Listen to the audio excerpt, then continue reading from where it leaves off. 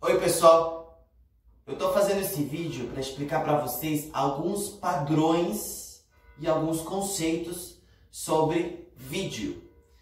Vou chamar essa experiência como uma expressão audiovisual e essas ferramentas vão servir para vocês poderem pensar a forma como vocês fazem os seus vídeos, como vocês gravam os seus vídeos e como vocês percebem o vídeo, tá bom? Vamos lá.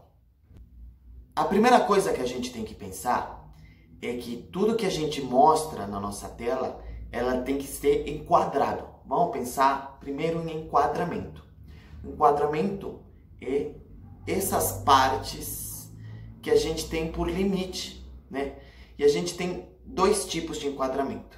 O enquadramento horizontal, que é esse daqui que vocês estão vendo, e o enquadramento vertical, que é quando a gente coloca a tela em pé. Esses dois enquadramentos serão muito importantes para a gente, porque é deles que depende a logística do seu vídeo, tá bom? Eu vou trabalhar com esse enquadramento aqui, mas nada impede que você explore o outro enquadramento para ver como fica seu trabalho. Os recursos são os mesmos. Para pensar em enquadramento, a gente tem a possibilidade de fazer interações com esse enquadramento. A gente delimita o espaço que a gente tem e com ele a gente brinca, com entradas e saídas. Entradas e saídas dos enquadramentos nada mais é da forma como você chega ou da forma como você sai, tá bom? Então vamos pensar neste enquadramento que aqui a gente tem. Eu estou no meio e desse meio eu vou pensar em entradas e saídas. Entrei, saí. Entrei, saí. Elas são capazes de dar aquela dinâmica na tua gravação. Dinâmica é uma coisa muito importante, tá bom? Mas a dinâmica sem o enquadramento fica disperso.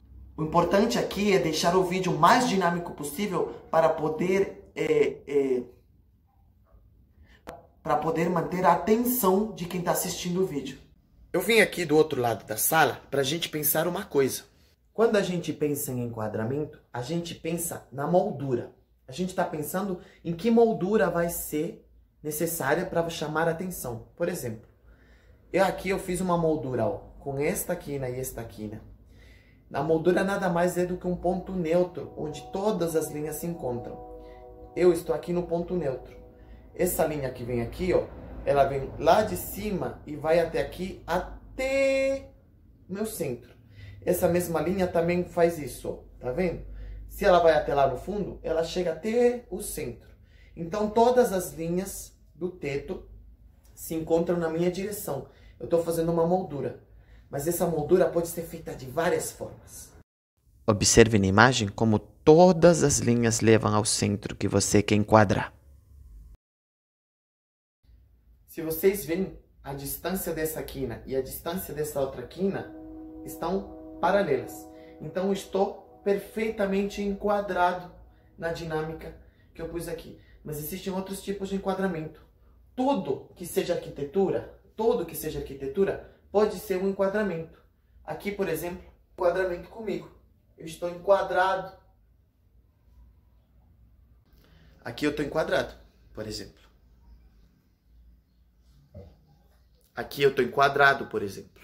Mas a forma mais fácil que a gente tem de fazer esse enquadramento é utilizando um fundo neutro. Quando a gente se relaciona com os objetos, a gente tem que pensar em dividir a tela.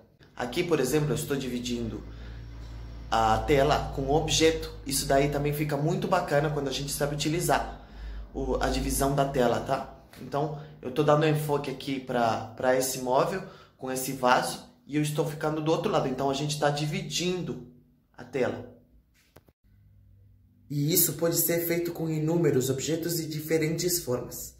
Aproveita que você vai usar esses elementos e aposta nas cores e na combinação de paleta de cores, porque não tem nada mais entretido do que observar as variedades de cores que o enquadramento pode ter. É importante que quando você grave, você não grave em contraluz, porque contraluz acaba perdendo o interesse das coisas.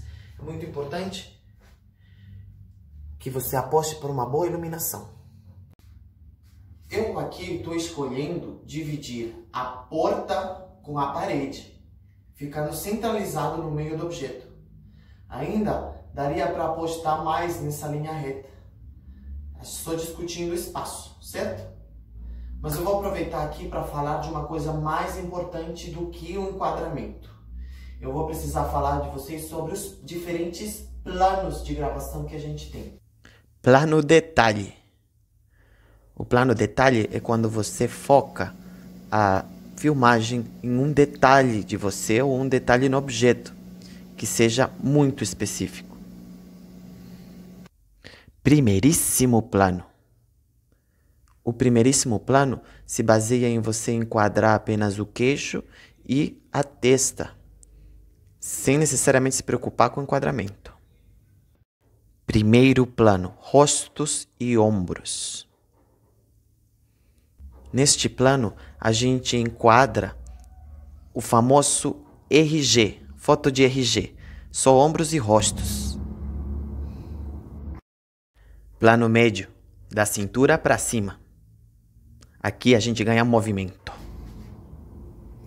Aqui a gente já pode usar nossos braços. Plano americano, do joelho para cima.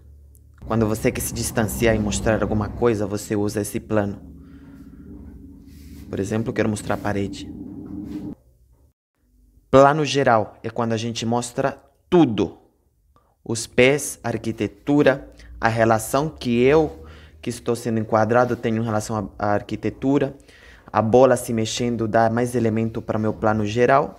Então, é quando eu quero mostrar uma interação com o meio que eu estou. É uma interação distante, certo? Com a arquitetura. Vamos pensar para que serve cada plano. Por exemplo, o plano detalhe serve para a gente dar um pouquinho mais de dramaticidade àquilo que a gente quer explicar. É como se a gente quisesse dizer aquilo sem palavras, mostrar os detalhes que não podem ser explicados, apenas vistos. Este plano é essencial para mostrar pequenos objetos ou coisas detalhadas. Por isso, o nome, plano detalhe. É para você observar os pequenos detalhes em cada objeto ou em você.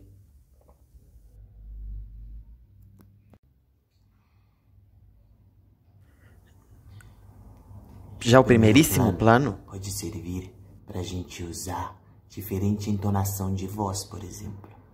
Se a gente quer contar algum detalhe na fala, ou a gente pretende fazer uma aproximação mais íntima com quem está ouvindo, a gente usa o primeiríssimo plano, certo? Já o primeiro plano, né, é uma coisa mais formal. Se a gente deseja passar uma informação mais formal, de uma forma mais formal, que demande um pouco mais de respeito, um distanciamento formal, né, não deixando de ser cordial, a gente usa o primeiro plano. O plano médio a gente usa para demonstrações com gestos. Então, a gente usa mais as mãos. Quando a gente quer mostrar algum material, a gente quer mostrar alguma construção ou dividir a tela com algum objeto, oi amiguinhos, a gente usa o plano médio. O plano americano normalmente serve para a gente criar um distanciamento com a pessoa. E aqui no plano médio, normalmente a gente não vai fazer essa interlocução com a plateia. A gente acaba usando esse plano para fazer outro tipo de diálogos. Mostrar a sala, mostrar os objetos, fazer uma relação com o meio, sem locomoção. O mínimo de locomoção. E, por último, o plano geral, que mostra a arquitetura e a relação que você tem com ela. Lembra que a gente já conversou disso? Sempre que você for gravar, é necessário que você dê um tempo para a edição de vídeo. Para quem vai editar, é claro. Esse tempo se faz necessário para a gente não ter aquela poluição na hora de edição e você conseguir deixar tudo mais simples para você na hora de você editar. Se eu não der o tempo de edição o suficiente, vai ficar muito estranho na hora de eu editar. Se eu vou mudando de plano enquanto eu falo, por exemplo, na hora da edição vai ficar muito conturbado e difícil de editar. Então, é muito importante que cada que você mude de plano, você dê um tempo para você se acostumar com o plano e depois você começa a dizer aquilo que você queria falar. É importante que você use os planos para você pensar na ondulação da tua fala, né? Ora, se você fala baixinho, explica com um pouquinho mais de cor aquilo que você precisava explicar. Ora, você fala de uma forma mais extrovertida porque você tem esse espaço para poder expandir a sua expressão. Ora, se você fala de uma forma mais formal, porque o conteúdo precisa que o interlocutor preste um pouco mais de atenção para o conteúdo que você está oferecendo. Quando você já conseguiu fazer todo o material, eu normalmente faço um pequeno roteiro das coisas que eu quero mostrar. Então, eu vou item por item gravando e escolhendo o plano que eu vou gravar, tá bom? Aqui, por exemplo, eu vou fazer um pequeno roteiro para você e eu vou executar depois para te mostrar. Olá, crianças! Como vocês estão? Tudo bem? Eu vim aqui para mostrar uma atividade muito especial que vocês vão adorar, tá bom? Vamos fazer a brincadeira do chuchuá. Você conhece? Eu sei que você lembra. Vamos lá? A brincadeira de chuchuá, a gente vai usar nossas mãos, certo?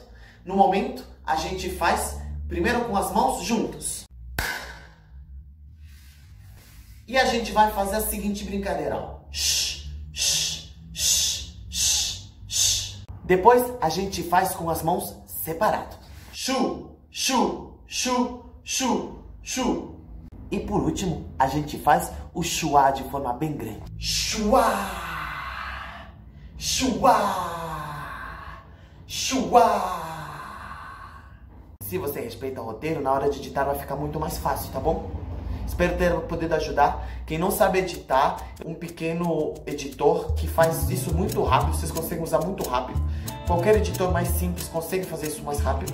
Mas independente do editor, o que você tem que pensar são nos planos e na dinâmica que você vai filmar para na hora de editar você não ter tanto trabalho. Combinado? Espero ter podido ajudar.